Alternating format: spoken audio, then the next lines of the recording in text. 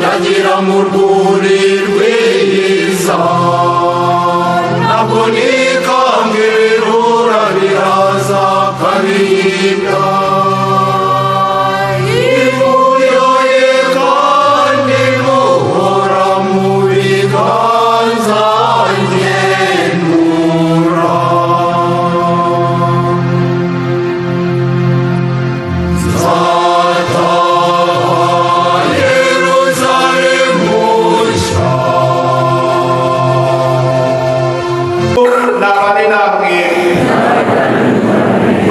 amagambo yo mu ivanjiri ntagatifu uko yanditswe na Yohani.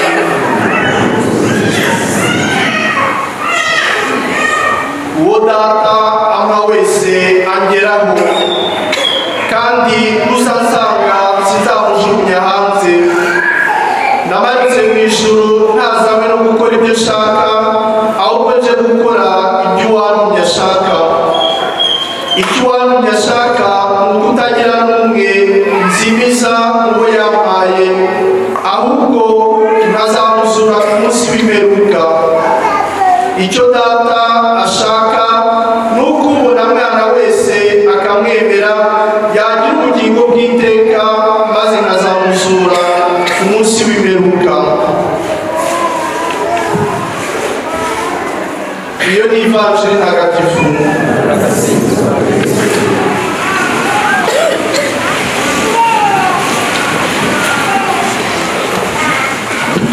Bakristo bavandimwe mukomere.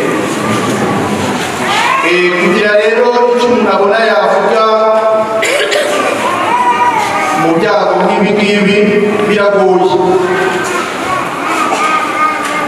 Twese nta muntu n'umwe wari witeze ibyago nk'ibi ngibi. Ntitwabona rero icyo twavuga, tureke Imana iba ari igira icyo itubwira. Tureke ijambo ry'Imana ridufashe, riduhumurize, kandi ritwereke amizero y'ukuri. Yesu ati uwo data ampa wese angeraho. Delphine nubwo apfuye ntabwo aretse kuba uw'Imana, aretse gusa kuba uw'isi. Ijambo ry'Imana koko niryo rikwiye kwizerwa. Twapfa twabaho turaba Imana. Urupfu ntabwo rwadutanya n'urukundo rw'Imana, nubwo rudutera ubwoba, rukaducamo igikuba nk'uku nguku, rukatuvutsa ndetse n'ibyishimo byo kugumana na Delphine twakundaga. Ariko tujye twibuka ko rwatsinzwe na Yesu wazutse. Urupfu ntirutubuza amizero dufite mu buzima buhoraho. Kimwe mu bituma turutinya hari uko tutamenya neza aho Delphine agiye, uko ameze. Imana yaduhishe ibanga ryo kubona tukiri hano, kuhabona tukiri hano ku isi. Nyamara tubigaye guhera, ntitubigaye gutinda. Ya Mana dusenga tutayibona, abacu turabanzaganya tuzongera tubabone amaso ku yandi. Twese tubaho tukajya dusezera abagenda kugeza ubwo dusezera abasigaye. Urupfu rero ni icyago kitamenyerewe. Upfuye wese tumurira nk'aho ari we wa mbere upfuye turebe, kandi tukagira ngo ni nawe wa nyuma upfuye. Ikindi gitangaje twibonaho ni iki ngiki, ni uko buri muntu wese yifuza kuzajya mu ijuru, nyamara nta n'umwe wifuza gupfa. None se twagera mu ijuru duciye he, ko na Yesu yaruciyemo mbere yo kwinjira mu izuka? Bakristo bavandimwe, urupfu rero ntureba neza murasanga rutubereye icyambu kitwambutse kitwerekeza mu bugingo bw'abadapfa. Kurutinya rero no kurwinubira bikabije ni ukwirengagiza kuri kwako. Mutagatifu Francisco wasize yagezeho arwita mushiki wacu urupfu. Umuhanzi w'umukristo Rugamba nawe nta rutindaho na gato, arurenza amaso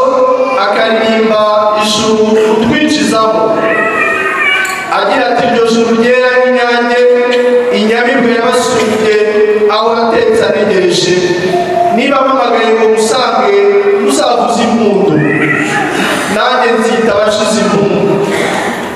Ijuru ryinjiremo mpamiriza.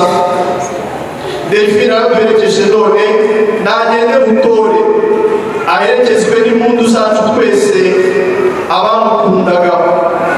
Tumusabire agenda akeye, intwari iramukiwe iratabara. Ukwemera dufite muri Yesu Kristo wasutse nikudufashe kurenza amaso aka kaga ko kubura Delphine.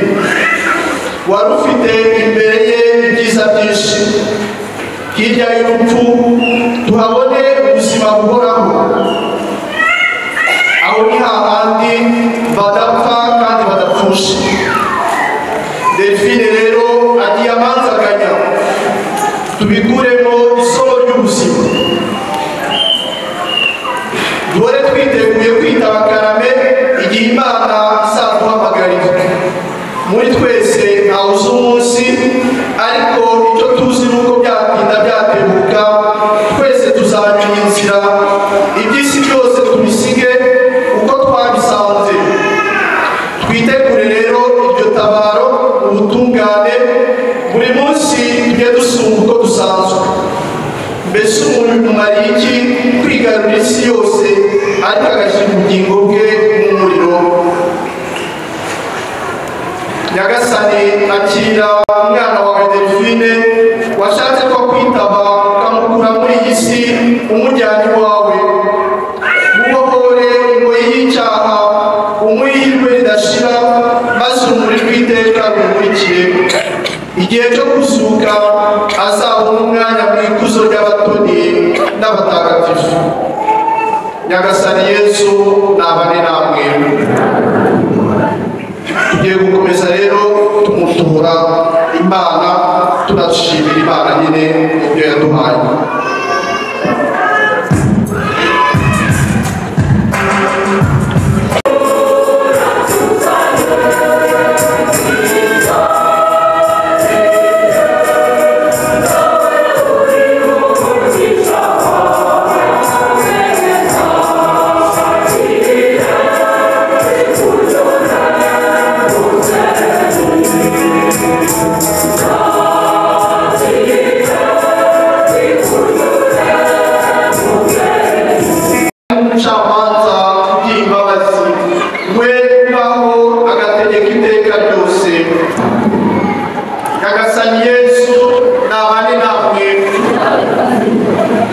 Imitima yanyu y'ubukungira ibyishimo. Dushimire Nyagasani Imana yacu. Ni koko birakwiye kandi biratunganye, ni ngombwa kandi birimo agakiza ko tugushimira iteka n'ahantu hose. Nyagasani nawe nyir'ubutagatifu, Mana ishobora byose, ugahoraho iteka kubwa Kristo umwami wacu. Ubwe yemeye gupfa rumwe kugira ngo twese tubone urupfu, kandi yemeye gutanga ubuzima bwe kugira ngo twese duhore turi abawe. Icyo gitumye twifatanya n'urugaga rw'abamarayika ngo tugusingize twishimye tuvuga ubudahwema tuti: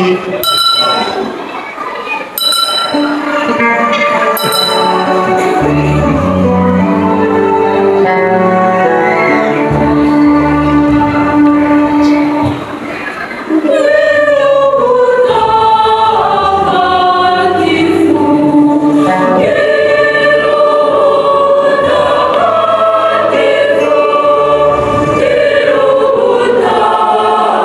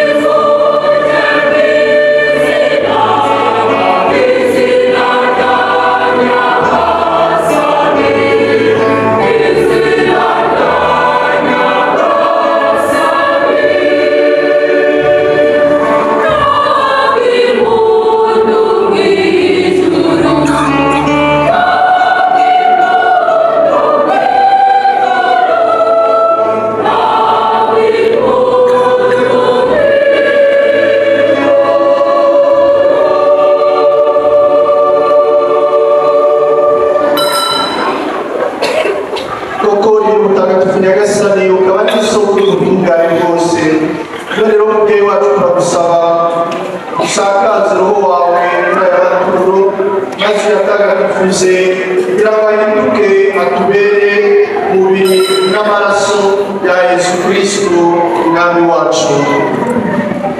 Yaragiye kugabizwa ububabare n'urupfu ku bushake bwe, yafashe umugati arashimira arawumanyura nuko awuhereza abigishwa be avuga ati nimwakire maze muryeho mwese, iki ngiki koko ni umubiri wanjye ugiye kubatangirwa.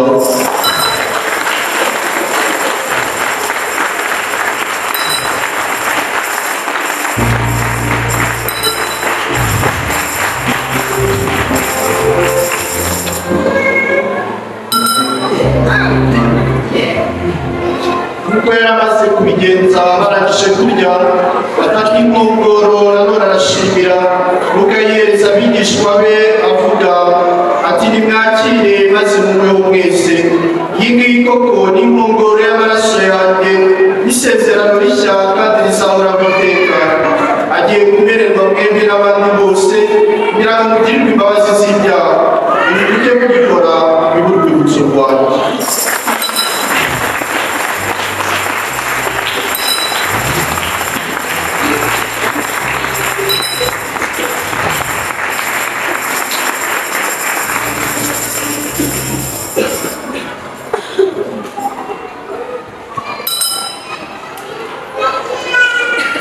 Ini yore rikomeye ry'ukwemera.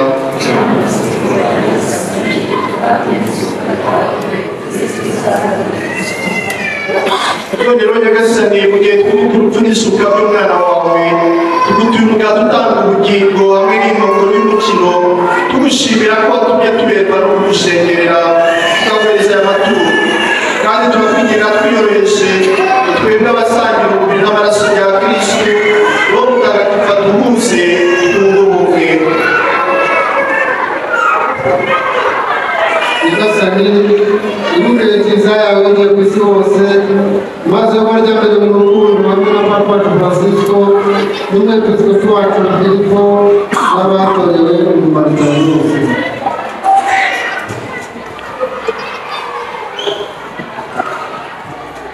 Nyagasani, mwibuke umwuka wawe Mukamuremyi Delphine wahamagaye muri iyi minsi y'umubano kuri iyi si,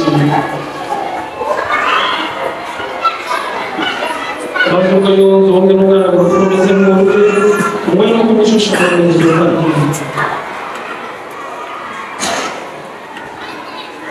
wibuke kandi n'abandi bavandimwe bacu bose bafite ubwizere bwo kuzazuka, roho zo muri purgatori, umuryango we bamubanjirije yasanzeyo, hamwe n'abandi bose bakubise badufitiye impuhwe, maze bakire urumuri ruguturukaho. turakwinginze muri twese tugirire impuhwe, maze tudashobora kugirana umurimo w'iteka hamwe na Bikira Mariya umubyeyi w'Imana, hamwe na Yosefu Mutagatifu umugabo we, n'intumwa zawe ntagatifu, bazina bacu batagatifu n'abatagatifu bose bakunze kwiheba n'ibisimbura, umuvandimwe nabo uzabisinze imbaraga bwa Yesu Kristo umwana wawe.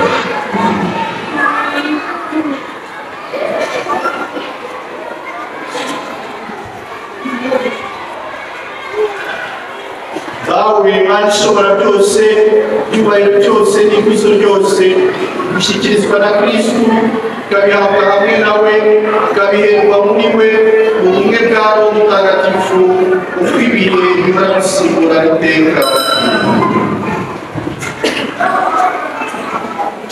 Nuko twabibwirijwe n'Umukiza akanabidutegeka kandi akabitwigisha, tutinyutse kuvuga tuti dawe uri mu ijuru.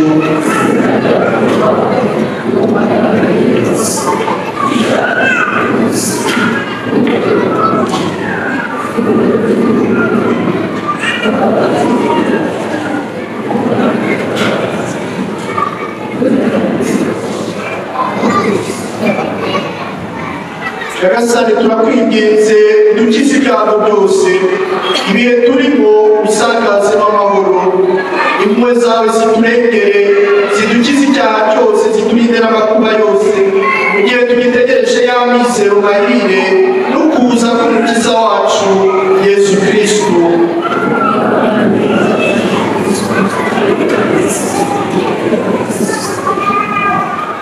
nyagasani Yesu Kristo wabwiye intumwa zawe tubasigiye amahoro bahaye amahoro yanjye ntiwite ku byaha byacu ahubwo wite ku kwemera kwa kiliziya yawe maze ku bushake bwawe uyihe amahoro kandi uyibumbire mu bumwe wo kubaho ugategeka iteka ryose bimugire iteka amahoro ya nyagasani urukundo rwa Kristo twifurizanya amahoro.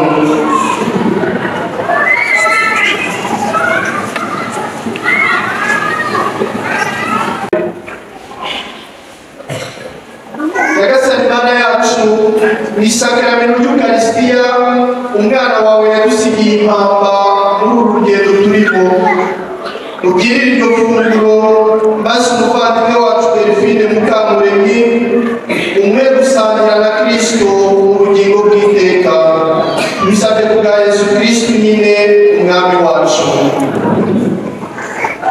Hanyuma rero yemerere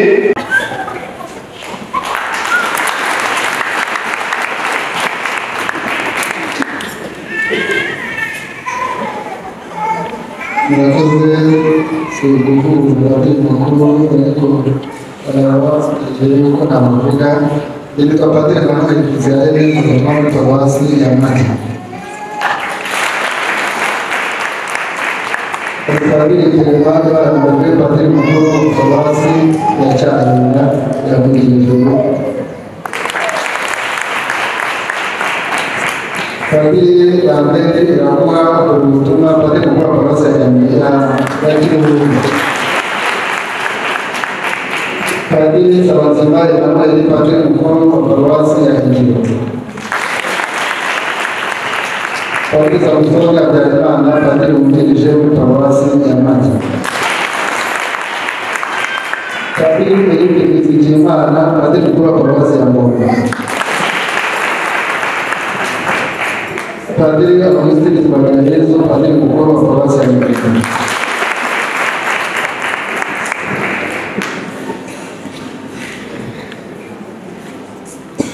noneho rero wateguwe kubwira amateka ya Delphine akanya n'akanya.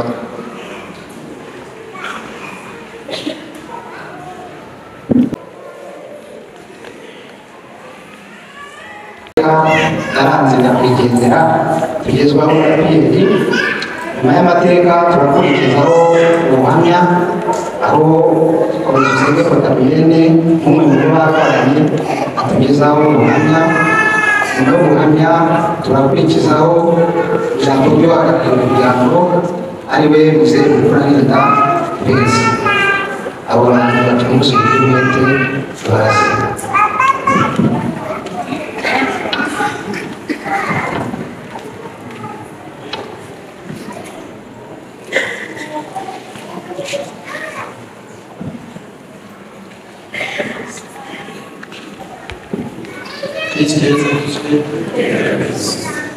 Kose umwanya abantu bavuze ko kuvuga amateka y'ubuzima bwa Delphine ariko ntabwo ari uko wenda nyazi kurusha abandi ahubwo bwo kubasha kuyasangira nyine amateka ni ikintu gikomeye menshi ni maremare ni incamake y'ibyo babashije kwegeranya tugiye gusangira.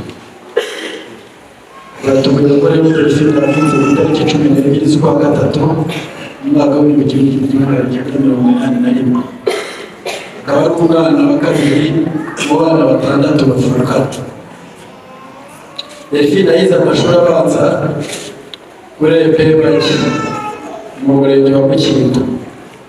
Icyiciro cya mbere cyayisumbuye yakize kuri secondaire Notre Dame de la Providence Karubanda Butare.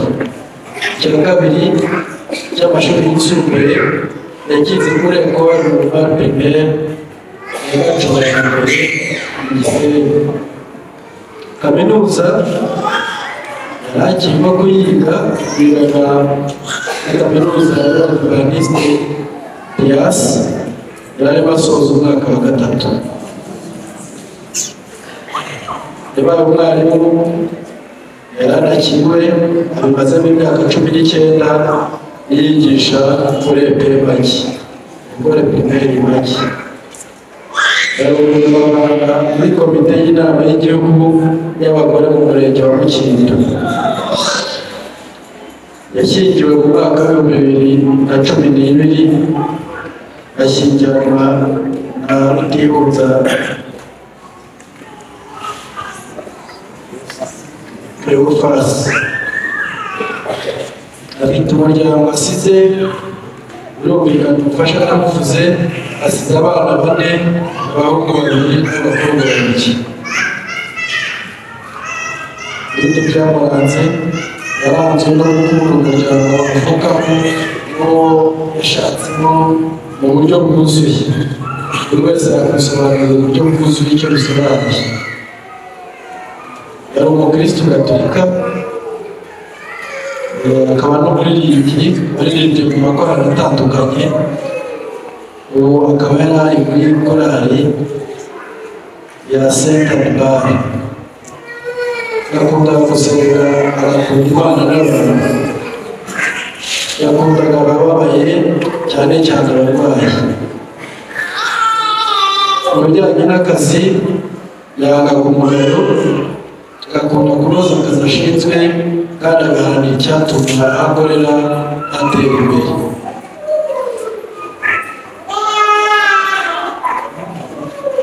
Yari azi kwihangana no gushaka ibisubizo by'ibibazo yahuraga nabyo.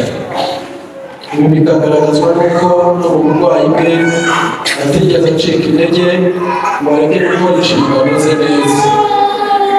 Ataranigeze na rimwe yinubira ikigaragazo cy'uburwayi yahuye nacyo, ahubwo uburwayi bwe n'ububabare yari afite yarangwaga n'amagambo ahumuriza umuryango n'abandi babonaga bananiwe. Wakora ubuzima ntiyaburangiza. Ese Yesu avuzwe murakoze. Biba bigoye ikintu navuga n'umunsi nk'uyu nguyu, ariko ngiye kugerageza kubabwira bimwe mu byo twabwiyeho kandi n'umurage dusigiye muri ibi bihe. Abanyamuryango rero ba Mukamuremyi Delphine, inshuti, bavandimwe, namwe mwese mwaje gutabara, Kristo yongera kuzwa. Nk'uko rero bamaze kutubwira amateka ya Mukamuremyi, Mukamuremyi Delphine yari twamenye ari umwana kuko yaciye mu biganza by'umurezi, akaba yari umunyeshuri waba ufite ishyaka ryo gutsinda. Kuko n'icyabiranze ni uko arangije primaire yabashije gutsindira amashuri yisumbuye, ajya muri segonderi yiga acumbikira, atize muri aya mashuri ya hano iwacu. Iryo shyaka rero rikomeje, agereye segonderi ayiga neza, arayirangiza. Ubwo ari muri segonderi twabashije kubonana, ariko agarutse arongera asanga andi namwigishirije, turakomeza turakorana, twembi nubwo turabarezi. Mukamuremyi Delphine rero afite byinshi yatweretse kandi tuganisha ku Mana. Ikintu cya mbere nk'uko amaze kubivuga, yari umuntu ukunda isengesho. Hari ukuntu twajyaga tugera amasaha ya saa 9 akaza akambwira ati nagiye guturisha kuri Imbabazi y'Imana. Icyo kikaba ari ikintu cyiza cyatumaga n'abanyeshuri bavugiraho. Ikindi cyaranze Mukamuremyi Delphine ni ukwibwiriza mu murimo. Kwa kundi amasaha yo gukina yabaga ageze, wahitaga yihuta umuntu yicaye ku ishuri ari kumwe n'abanyeshuri be bamuri iruhande, ubona ari umwana n'umubyeyi wabo. Ikindi ni uko Mukamuremyi Delphine yari umuntu ukunda kugira ishyaka, icyo yiyemeje agashaka kukigeraho. Twabereraga nk'uko amaze kubabwira ko yari umunyamabanga mu nama y'igihugu y'abagore ziriya bita Senefu. Muzi ikintu bita imihigo muri leta uko cyo yicaye. Hari icyo bita umudugudu wa mutima w'urugo, iyo yabonaga hari ibintu bikiri inyuma yemeraga agakora umufuka akagira kugira ngo ishyaka rya wa mudugudu n'abaza gukora evaluation babone ko ibintu rwose ari byiza. Urumva rero kugira ishyaka ryo kuba washyiramo n'utwawe kugira ngo ibintu bigaragare neza, urumva ko ari utwari dukomeye. Ikindi twamwigiraho ni uko yabanaga neza n'abandi. Ndumva mpamya ko bari bakurembe bandi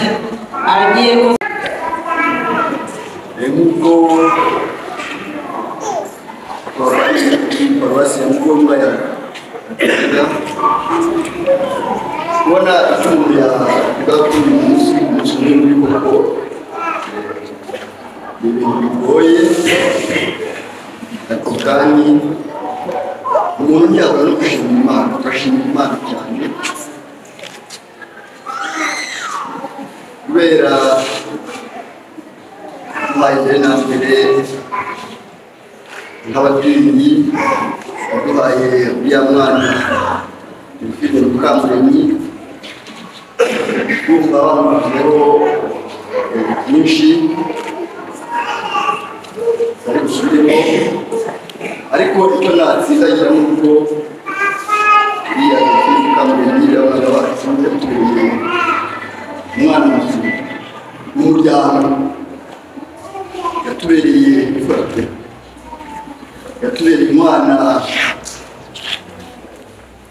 utanga inama mu bandi bana utanga urugero rwiza ari mu rugo ari no hanze yabaye umwana wumvira navuga ko rya tegeko rya kane Imana yaduhaye bose ugerageje kubahiriza urumva ntacyo namukenera kugira ngo abandi bana bavukana ikintu bakizi umuntu rero bavuga ni yakora byinshi cyane muri umwana wacu abana bamuga bakwina ngashimira abasaseredoti bacu muri rusange uburyo bagiye bamucuruza amasakaramentu ngo gushimira abasaseredoti bacu rero bashimira Kiliziya muri rusange bamubaye hafi kubijyanye n'amasakaramentu kugira ngo amasakaramentu yose umurayiki ahawe agiye ayaha Imana yaba yabashyikiriye mu bacu ariko aha ngaha nanone byashimira by'umwihariko bari mu kuba yaratwemereye kuba yaramwemereye ikibanza hano hirya aho mu karere k'Ubudehe ndabimushimira rwose naretse no gushimira abihaye Imana bari mu rukundo kuko nabo batwaye hafi muri buri ngashimira ariko n'abayobozi b'inzego zitandukanye kugira ngo bize ko umurezi ikigo cya EPR ariko kugira ngo ugire ko umurezi wumva ko amashuri ari amashuri ya leta amashuri ya Kiliziya ubwo rero wumva ko leta yamubaye hafi kugira ngo ashobore kugira iyo ntera yarangiza numvise ko n'inzego z'abadamu ko rero leta yaramubaye hafi tumagishobotse kandi turashimira kandi dushimira n'abayobozi nyine baba bashinzwe kongera abakozi cyo gutura neza inshingano zabo urumva rero ishimishije urebye gushima Imana bagiye bayo Imana ije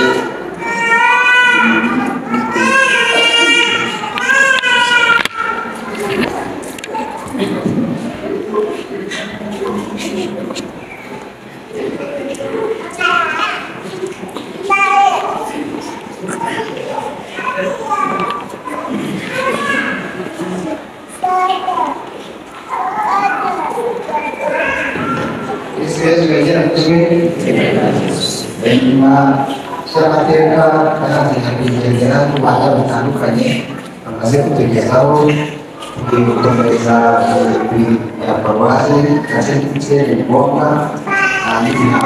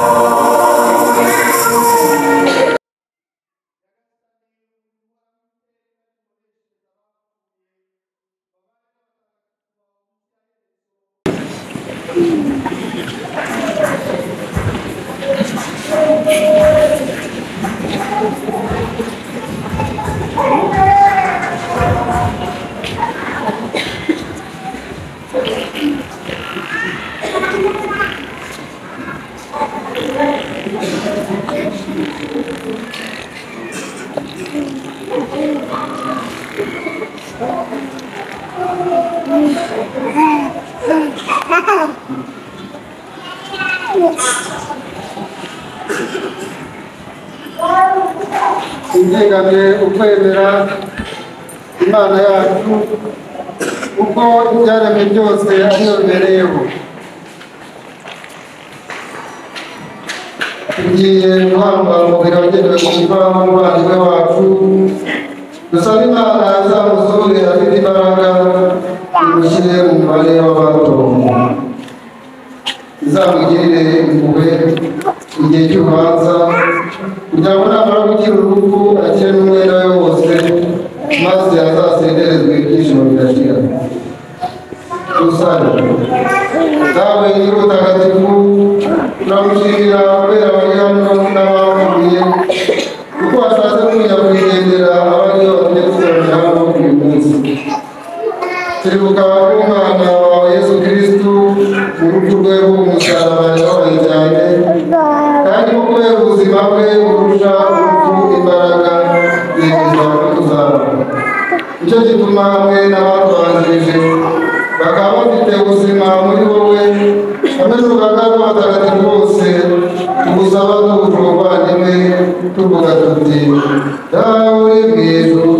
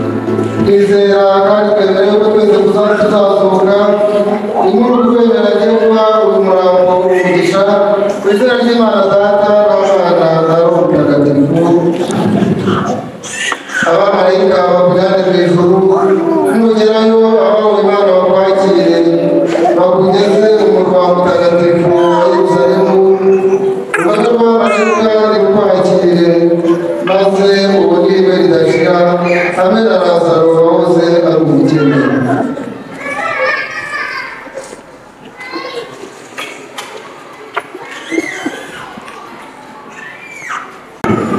imujyane amahoro n'ibyishimo bya Kristo.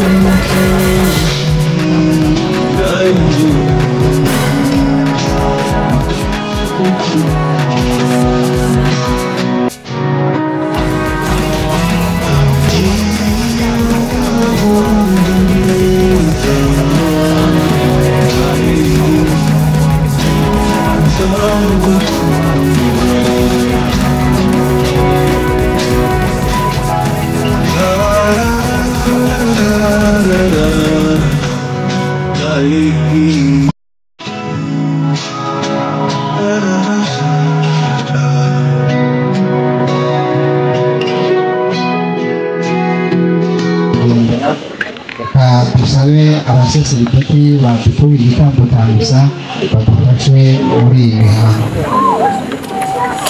tuje imbaza bakwemera ni nayo mpamvu imba y'umuntu bari kwibutsa ko tuzazuka girira ubuntu bwawe ube umuyoboke wawe kuvukana amahoro ube n'umugisha iyi mva igiye kubika umubiri we kugira ngo bajye uzamuzurira mu rumuri rw'iteka niba uzaduha kuzuka no kubaho iteka ryose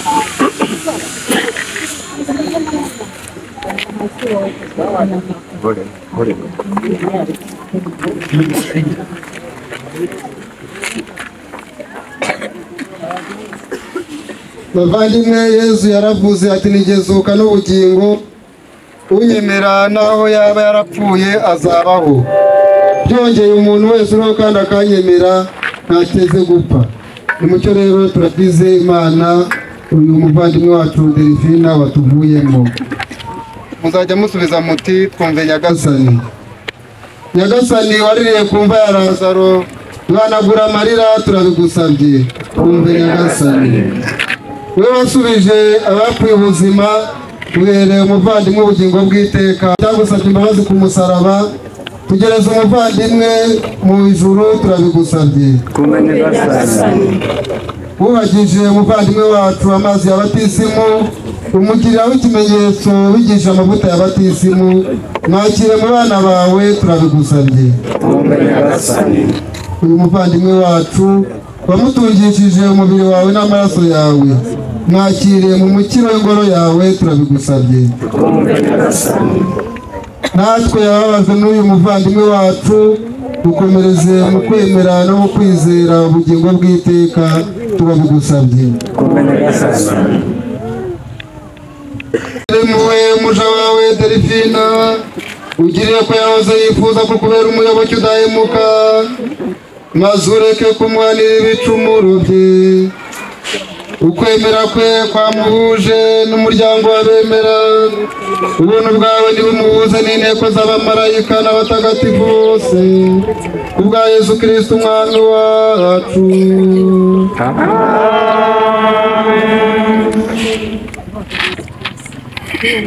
twasaga rero abadufasha kwibutsa umubiri w'umuvandimwe wacu Delphine tuzajya mu ijuru nitumera nka Yesu twemeye ibyaha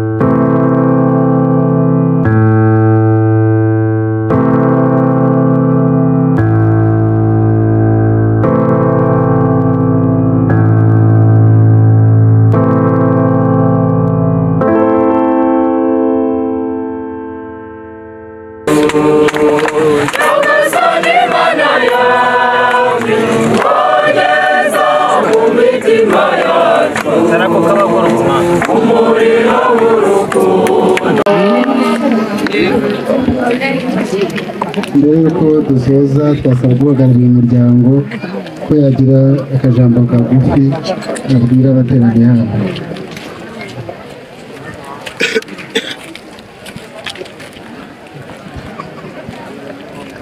Kristo Yesu akuzwe. Koze abapadiri mukuru wa paruwasi mayi n'umwanya urangire kugira icyo uvuga kigufi no gukomeza gushimira abasaseridoti bacu barangajwe imbere nyakubahwa padiri mukuru wa paruwasi ya Mugombwa mbere na mbere kandi twari gikomeye cyane ku gitambo cya misa baduturiye muri guherekeza uyu mwana wacu umwe wacu sangana n'umubyeyi Delphine Mukamugema. Tukaba nanone tubashimiye umwihariko padiri mukuru wa paruwasi ya Magi ufungiye uyu muhango wo gushyingura Kristo, ariko nanone yafatanyije na padiri mukuru wa paruwasi ya Mugombwa na padiri mukuru wa paruwasi ya Kiruhura. Sindabura kandi nanone gushimira korali yakomeje kudushyigikira, nayo twashimira, bashimira executive wa Mukindo nawe yakomeje kutuba hafi. Murabona ko bakoresha uko ashoboye kose kugira ngo ibintu bikomeze kugenda neza. Bashimira abacu kuyimba, ngashimira umaze kwiyubakira, ndabashimira mwese. Umuryango wacu urabashimira mwese uruhare mwagize no kuba ubwanyu mwigomwe umwanya wanyu mukaba mwaje kudutabara. Ibyo rwose mushimirwe, Imana iraherumisha kandi tukaba tubizeza yuko turi kumwe natwe. Umutima utabara ndumva tuwufite, uzagira ingorane, uzagize ibyago kandi cyangwa se wagize ibirori, ubwo tuzaba turi kumwe, tuzakomeza tutabarane, dukomeze kugira. Murakoze kumva ijambo. Mu izina ry'umuyobozi w'akarere twabashije kuboneka uyu munsi, ndetse mu izina ry'abakozi bose muri rusange b'akarere kacu, twamaze kwihanganisha bagenzi bacu ndetse umuryango wa bugufi. Bakomere, twese twabuze umukozi wari udashikirwa, nta kibazo twari dufitanye nawe mu karere kacu, yakoraga neza, yakoze imirimo ye neza mu gihe cye nk'uko babitwigishije. Imana nayo yamwifuje, kandi Imana niwe mugenga wa byose,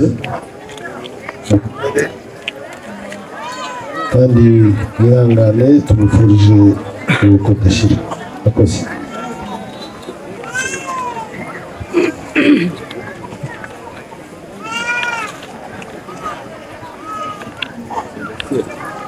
Bicara marembo inabwize kumva kwashuje inyuma shabuye agutakambira mu murenge musabira icyo gituma ndakugana kuganira impagarara ko ndi umunyabyaha mubyeyi w'umukiza niwe nagize uburyo bwiteho nagasakuzo nabane namwe nawe kandi ushobora byose nawe umugisha bakomeze ku izina ry'Imana Data na Mwana na Roho Mutagatifu.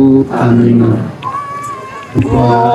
dukomereje kuri sale paruwasi ya Mugombwa, aho tugiye gukomeza Imazwe n'Imana umukiza wanjye, kuko itegereje ubukene bw'umuja we.